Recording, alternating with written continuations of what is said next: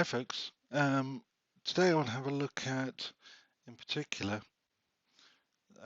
this knife here, the Case Tribal Jigged Bone Barlow. Now, as people who've watched this channel for a while will know, I'm quite keen on Barlows. I have a couple already. I've two of these. These are Taylor's Eyewitness Barlows. This one is in Mother of Pearl.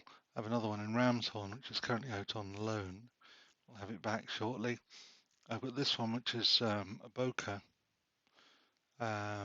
which is a German-made Barlow. Now, Barlow is often thought of as being the all-American pocket knife, but until quite late in the 19th century, almost all quality knives in America, from Barlows to Bowie knives, were made either in Sheffield or in Solingen in Germany, and those knives were then exported out all the way across to America. But later in the 19th century, well, in those days, an American-made knife was a bit like a Chinese-made knife was not so very long ago, until people like the Case family and some of its offspring, the Brown family that started K-Bar, people like that came along, and the knife industry in places like Tidioute took off.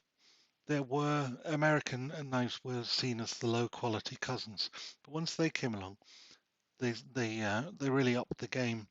And now, of course, we look at an American made knife and say, oh, it's American made, it's good quality. That's certainly been the view. Unfortunately, Case has suffered a little bit in that some of their quality control has not been what it ought to be. And the reason that I bought this from Slipjoint Guy rather than any other dealer is that he checks his knives over before he sends them out and makes sure that they are up to scratch. So the fit and finish on this one is pretty good. It's not absolutely perfect. If you look at the transition from the bone to the bolster, it's a little bit raggedy, but it's really not bad. The this is a twin blade Barlow. I don't really have. I don't know had a twin blade Barlow before. I was going for the single blades. They always appeal to me more. But transitions there, the end of the back springs is nice and clean, straightforward. Now, this is, say it's a twin blade Barlow now. I tend to go for clip point blades on Barlows because it's to me, it's the classic. I know we get all sorts of different things coming up nowadays, but I like the clip point blades, and all my Barlows, all the four that I've got, are all clip points. But this, of course, let's give it a quick wipe because it's just put my grubby mitts all over it. But this being a twin blade Barlow, of course, we've got a secondary blade as well, which is unusual. Action on this is it's not bad. There's a good, there's a good feel to it. There's a bit of walk and talk to it. It does have a nice click. It opens reasonably easily, though I'm rubbish at doing it on camera. So I'm just going to take it off camera while I just open the secondary blade, which is a pen blade. Oh, what I should do, I should show you really what's on the tangs. You can read these fairly easily. This one has the USA, and then we've got the model number, and then SS for stainless steel. So 52009.5 is a model number. SS stainless steel. They use, I believe it's a sort of 420 HC, similar to Buck use on their American-made knives.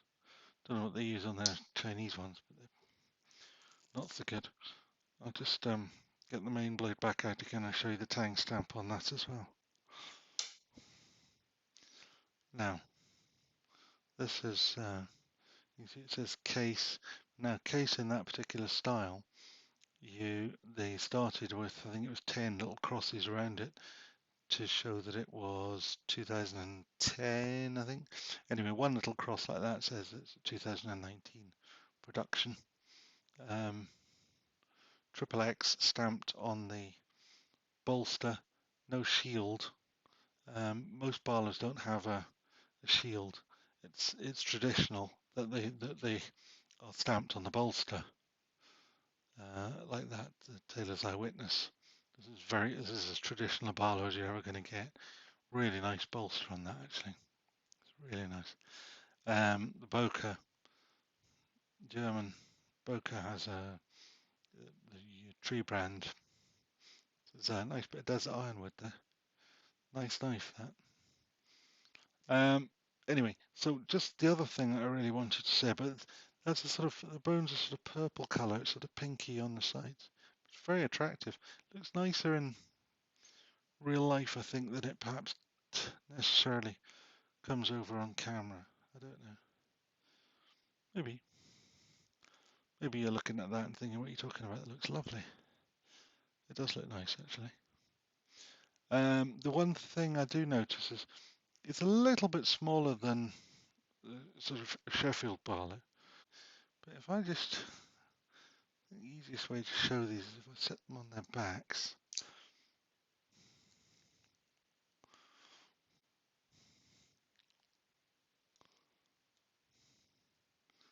I turn them straight onto the camera. Just line them up a bit better. Now you can see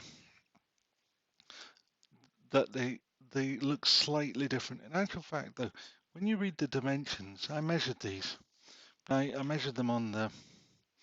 I measured them since I got them, but when I read, I read the Boca one. It doesn't seem to me that much smaller, but when you get it in hand, it really does feel much smaller, and that's because, for example, if you look at the width this way, the Tailor's Eyewitness is 13 millimeters, 12 millimeters, 10 millimeters for the Boca. So 3 millimeters doesn't sound like a lot, but it's what, a tenth of an inch or something like that, a little bit more than that. An eighth of an inch, isn't it? Yes, an eighth of an inch difference. Doesn't seem like feel like a lot. Doesn't seem like a lot when you say it, but it feels like a lot when you've got it in your hand. In terms of overall length, that's where they're a bit closer. 153 for the Tailor's Eyewitness, 147 for the Boca, 149 for the Boca, 147 for the case. Blade lengths 68, 62, and 65. The Boca's got a relatively long blade for its handle length, but it's in the other dimension where you see a real difference is in the height, the height up this way, particularly at this end, the handle end. You've got 22 millimeters, so that's about 7/8 of an inch, something like that. 18 millimeters, 3/4 of an inch, and 16 millimeters, and that really does feel again like quite a big jump between 16 and 22 millimeters. 6 millimeters, that's about 1/4 of an inch difference between the heights, and when you have them in hand, what feels like a certain sort of weighty thing in the hand down to what feels almost like a little scalpel in the hand. It just markedly different to hold. I don't know how well that comes over, but and the case is in between. The case is quite a nice size actually. It is a nice little pocket knife. Always fancied a granddaddy Barlow though, but that's a good size knife. These are just lovely knives in hand. The only problem with this one is being mother of pearl. I'm paranoid that I'm going to drop it and break it. Whereas the ram's foot one, I'm inclined to carry as an everyday user. Again, though a bit expensive for everyday use, I suppose. The mother of pearl is is definitely not going to be an everyday user. The desert ironwood's quite nice. It also makes a nice knife to carry. Anyway, so this is what I really wanted to show you today, was the Case jigged bone, tribal jigged bone Barlow, which I think is a very nice knife, and I can also recommend Slipjoint Guy. He handled the customs, postage, and also gave me a discount on the knife itself, which all in all made it similar to buying it from a UK dealer. Only took about 3 or 4 working days to get to me from America to the United Kingdom, to Scotland. No customs problems. Postage wasn't too bad. And of course, I'm buying it in dollars for overall, including postage, about the same as buying it from a UK dealer. But I certainly had it. It was checked thoroughly, and I made sure that he sent me a good one, and not one that I was going to have to send back because it was gapping or blade centering was off. I didn't show you that. Just shut this knife up. I'll show you the blade centering, which is spot on on both blades. Which is, it's nice to get that, but it's relatively unusual for a case. Well, the other thing I never pointed out is the points. Now, Case are particularly poor for getting points on their knives. The reason being that they use a tumble process for polishing their blades, and it knocks the points off. But these two both have a very keen point, like that,